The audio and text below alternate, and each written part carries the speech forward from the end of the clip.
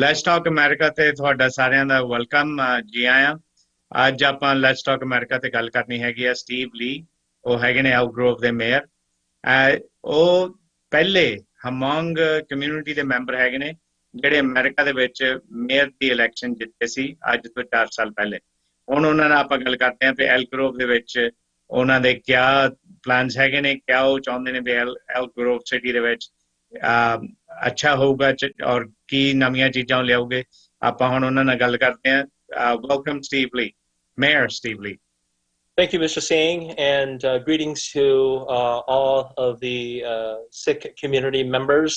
It is always my distinct honor to join you this evening and sharing with you some of my thoughts about the city and some of the things that are coming to the city. So thank you, Punjabi TV, and certainly for the time in which you've carved out for me to have an opportunity to talk with my constituents. Well, thank you, Steve. As in the introduction, you are the first Hmong community member who was elected to mayor. Prior to that, you have served in many various positions as commissioner, director, board member.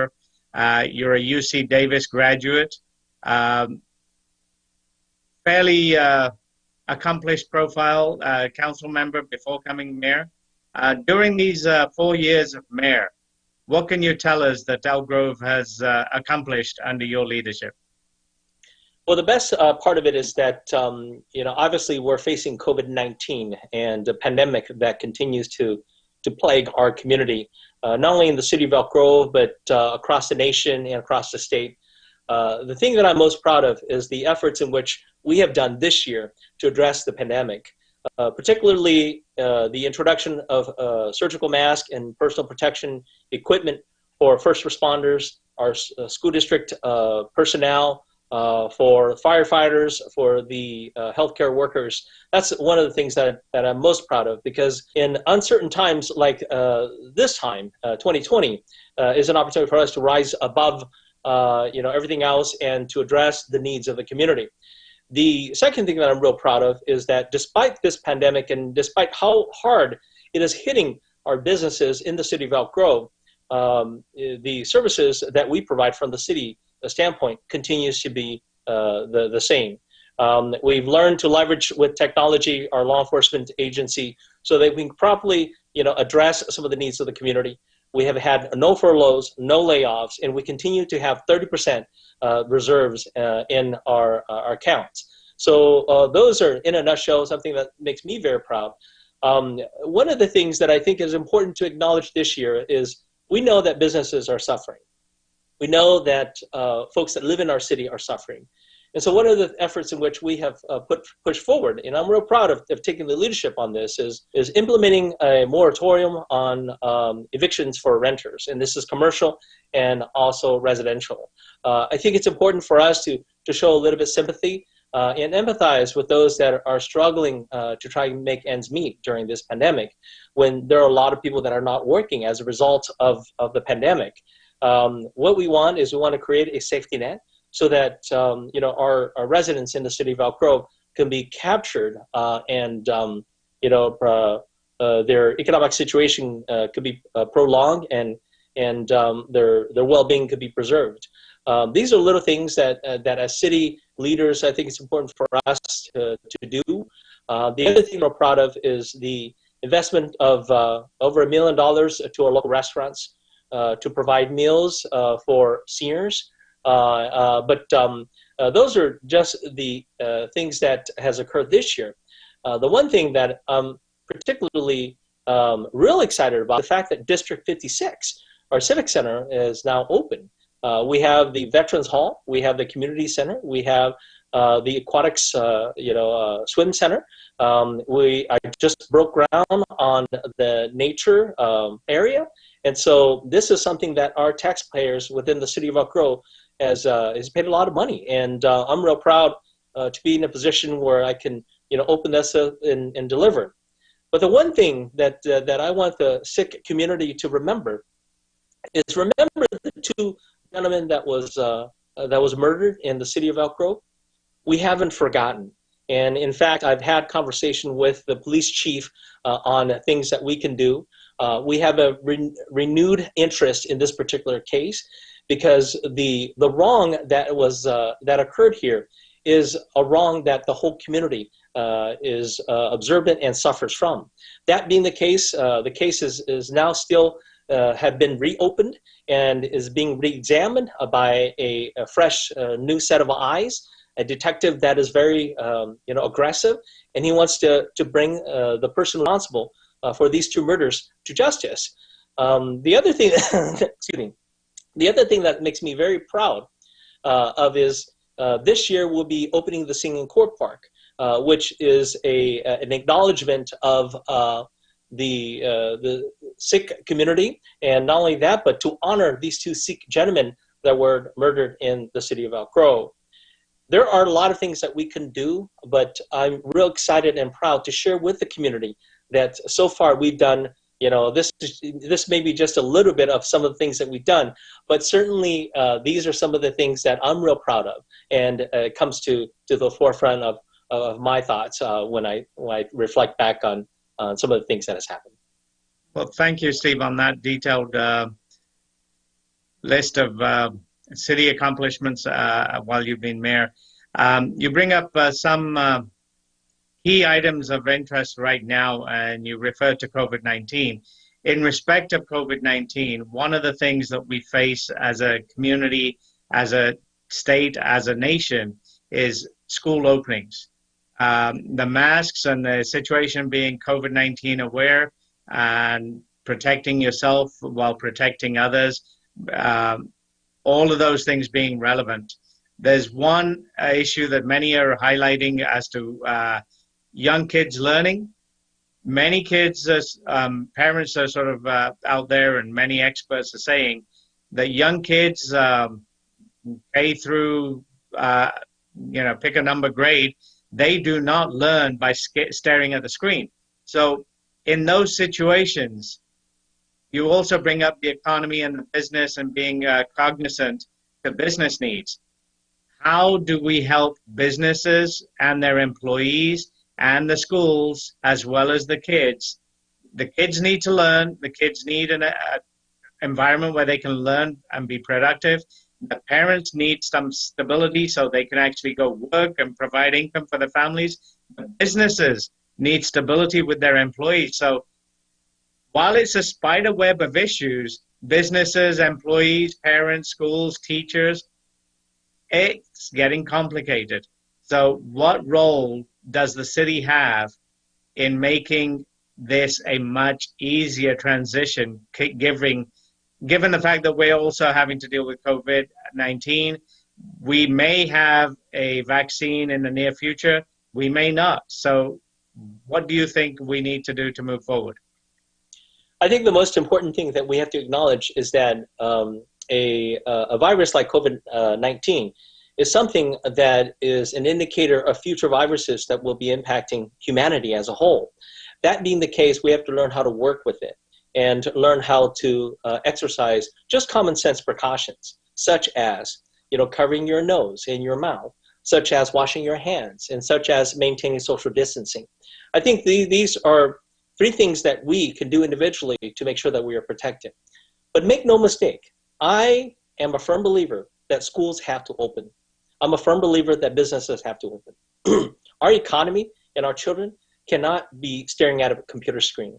There are a lot of things that are being lost in this. I have two boys that are in school age, and having them sit in front of a computer does not do education any justice. We need to have the young person in the classroom engaging with the teacher and also other students in order to empower the student and to be a catalyst for the student to be engaged with the fellow students.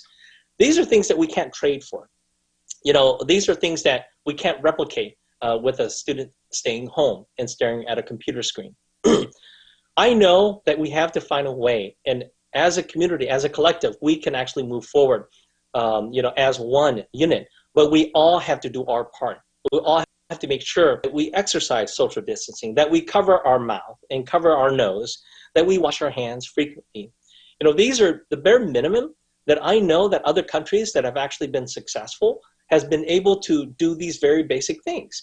And so for Americans, it's culturally not necessarily accepted. And so this is covering our face and our nose and our mouth is something that's very new. And what I'm beginning to see, especially with my push to introduce masks in the city of Elk Grove, I'm real proud that this year we've been able to push out about 71,000 masks already since the pandemic has hit. And to get people to understand that covering your nose and your face is not really designed to embarrass or insult anyone. It's about respect. It's about respect of your neighbor and your community, where you're covering your face so that you can keep your germs to yourself, as opposed to not covering your face and spreading your germs with other folks. And I think that that's something that's really important for us to acknowledge and to do. Inevitably, I hope that we will find a vaccine. But until then, we have to do our part, and we have to flatten the curve so that we can actually reopen our businesses. Our economy cannot take this beating. Our children cannot continue to sit at home and stare at a computer. Education is being lost, tax revenues are being lost, businesses are hurting, employees are not being able to work. These are real serious issues that we as a community needs to address. But more importantly, I want the community to understand that school opening really is dependent on the school board. That's out of the control of the mayor. It's out of the control of the city. Business opening is within the control of the public health officer, which is a county level executive person. So we as a city, as the mayor, I don't have the power to reopen business. What I do is I am obligated and mandated to follow the public health order from the county, and also to follow the orders from the governor's office. And so we as a city don't have a public health officer in our city, but we do have designated the county health officer that we follow. And so many of the restrictions and many of the health orders that you have seen is really directly related to the county health office that's kicking out these orders. The best part that we can do is try to find ways and means to be able to alleviate, the impact on businesses. And that's what the city has been doing. And I'm real proud of that. And I think that there's more that we can do. We're exploring and looking at other options.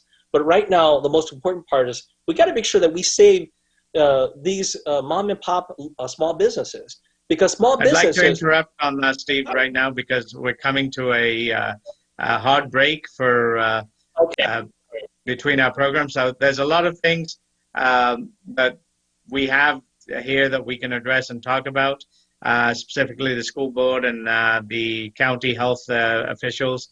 And like you've acknowledged, I mean, there's only so much things, so many activities that the city can take care of. But we're at a point where we need to take a break. We'll take a break, and we'll come back and we'll continue talking with Steve Lee about the issues that Elk Grove sees as it moves into the 2021 and the third decade of the century. Thank you, everybody. We'll see you after the break.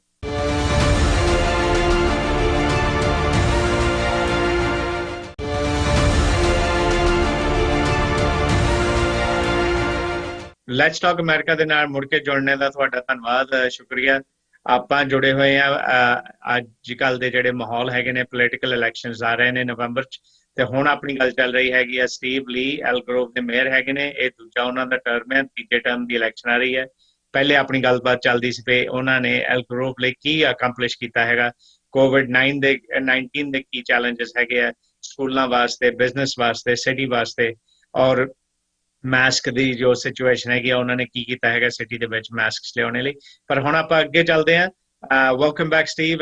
We've had our little break, and we'll carry on with our conversation. We've addressed COVID-19. We've addressed some of the business challenges. We had two business-related events in Elk Grove. One of it is the casino. It's had its naysayers. We've had a medical center that's in progress. Both of these are new developments coming up, and they'll be with us. They'll bring us, create jobs as we expect. What do you see as the future impact of these two entities for Elk Grove? Well, one of the things that I'm a big advocate for is healthcare in the city of Elk Grove. We are a city of about 176,000, and we have no hospital here in Elk Grove. In the last campaign, I've been a strong advocate, and I continue to be a strong advocate for bringing healthcare down here. We need opportunities for young doctors to train, young doctors to be exposed to addressing some of the ailments within the community. Not only that, but for our community as a whole, we need to have a place in which we can actually go and seek medical care in the case of an emergency. I realize and I understand and appreciate some of the concerns of the community members, but the truth of it is that when push comes to shove, and it's about life and death, I favor life as opposed to death. And from a standpoint of the medical centers, possibilities. One is being proposed by CNU, the university, and the other is Dignity Health.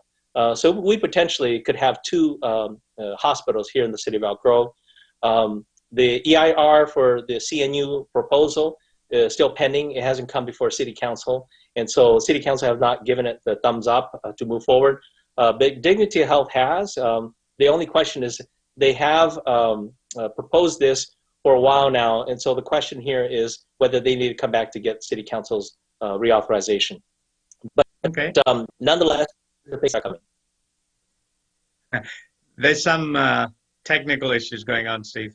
But anyway, let's look at the more recent community issues and what we're coming to as the election moves forward. We've had, as America, as a nation, some issues related to diversity and culture and everything else. One of the biggest things out there is defund the police.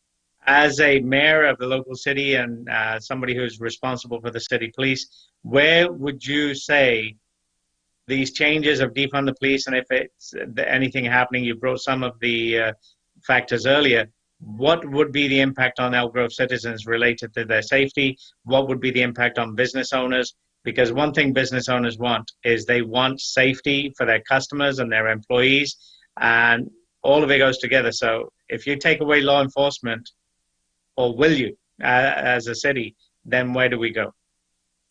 So I'm a big advocate of public safety. I think it's important because if your city isn't safe, businesses will not come down here. People will not invest in your city.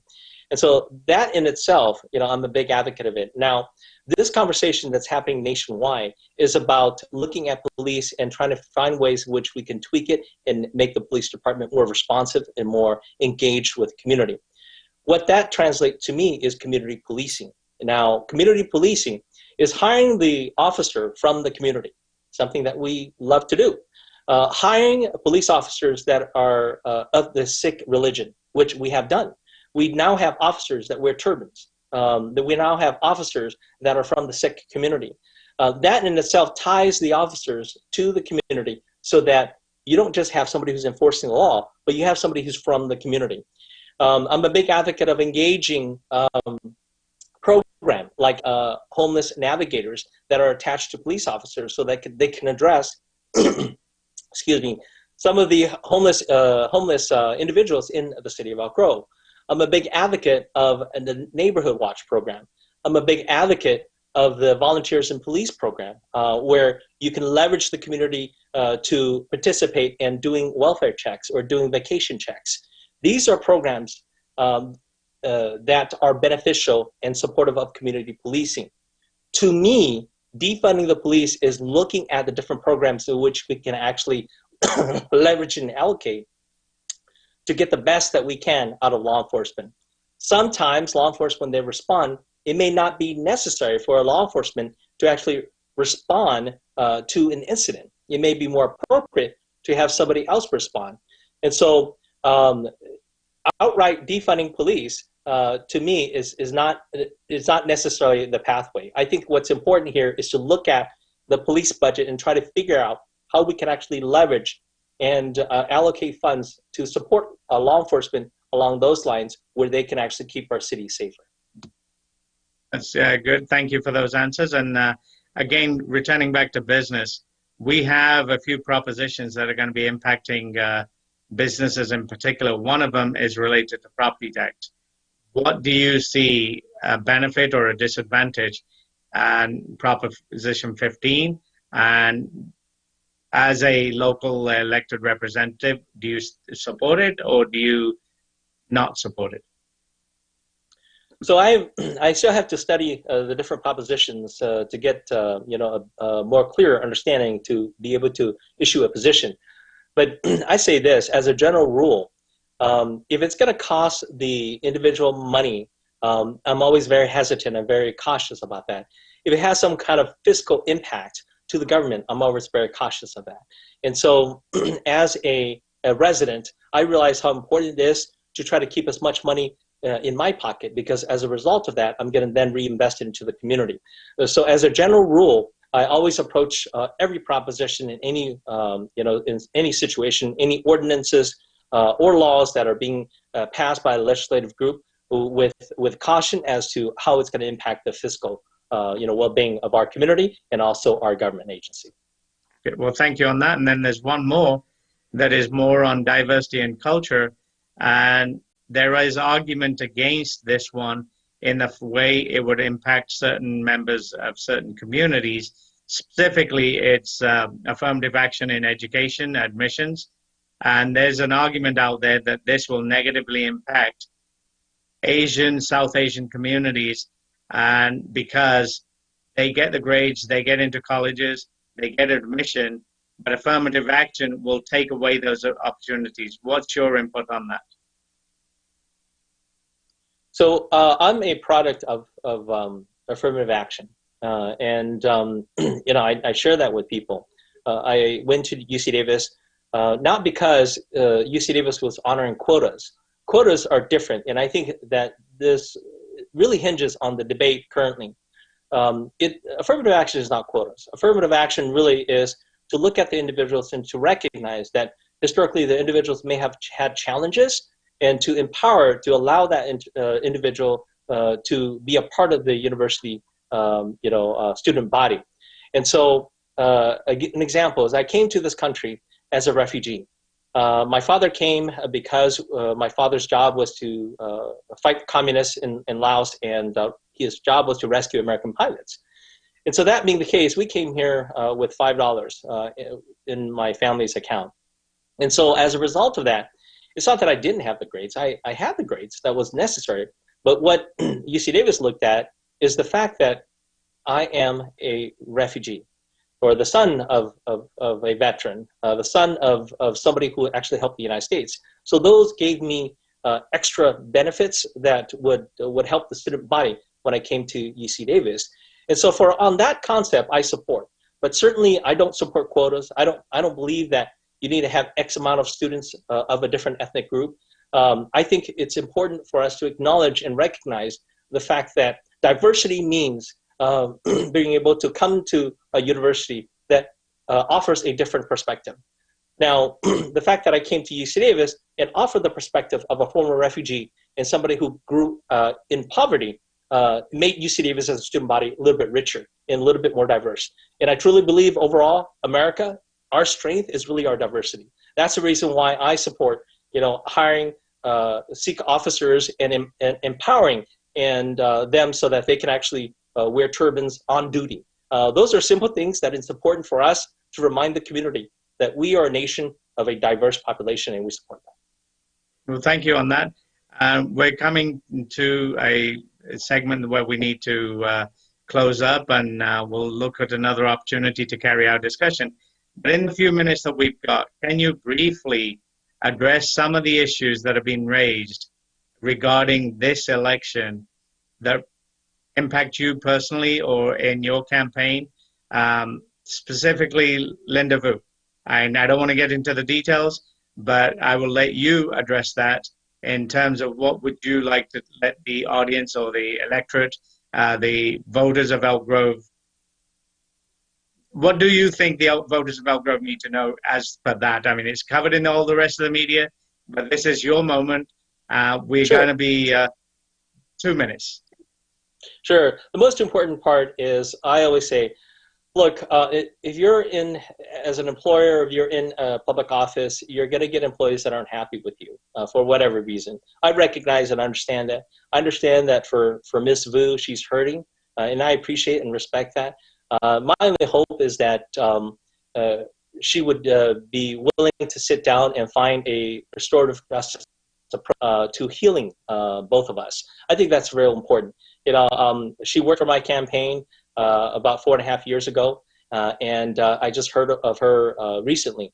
And in all fairness, I recognize that she is hurting, and I'd be willing to sit down, have a cup of coffee, and try to find a pathway so that I can help her heal as well.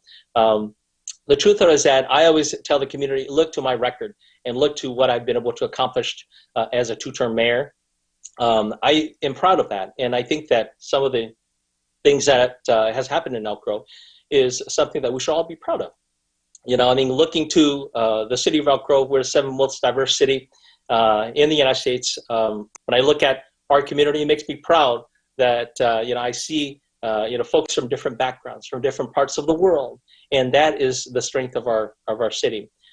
There's many things that we can do more. There are things that we can certainly push more to be more inclusive, to support our diversity. But that's a journey that all of us will have to be on.